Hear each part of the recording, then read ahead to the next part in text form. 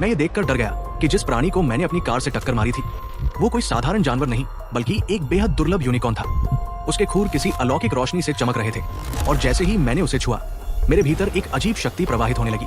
लेकिन तभी मेरे पिता ने फावड़े से यूनिकॉर्न को मार डाला। ये प्राणी सबसे ऊंचे स्तर पर संरक्षित थे। अगर किसी को पता चलता कि हमने एक यूनिकॉर्न को मार दिया है तो हमें कम से कम 10 साल की कैद हो सकती थी। हमने उसके शव को अपनी कार में छिपा दिया और ऐसे बर्ताव किया जैसे कुछ हुआ ही ना हो। फिर हम एक हवेली पहुंचे जहां एक अमीर आदमी मर रहा था और उसने अपने वसीयत की व्यवस्था करने के लिए मेरे वकील पिता को बुलाया था। उसी दौरान मैंने अपने भीतर उस अजीब शक्ति को फिर से जागते हुए महसूस किया। मैं बाथरूम में गया और जैसे ही मैंने अपने चेहरे पर हाथ फेरा मेरी सारी मुहासों की दाग धब्बे गायब हो गए। जो खून निकला वो बैंगनी रंग का था। इसी बीच मेरे पिता ने भी एक चौंकाने वाली बात देखी। उनकी गंभीर नजदीक की कमजोरी नियर साइटेडनेस तेजी से ठीक हो रही थी। मैंने वसीयत साइनिंग के बीच में ही पिता से कहा कि हमें यूनिकॉर्न से तुरंत निपटना होगा क्योंकि उस प्राणी में भयावह शक्तियां थी। अचानक हमें कार से अजीब आवाजें सुनाई दी।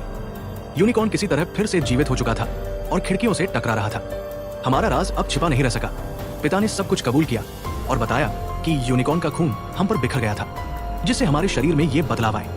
वो अमीर आदमी तुरंत समझ गया कि यूनिकॉर्न में अद्भुत हीलिंग शक्तियां हो सकती हैं। वो हमें अपनी निजी लैब में ले गया जहां वैज्ञानिकों ने हमारी जांच शुरू की।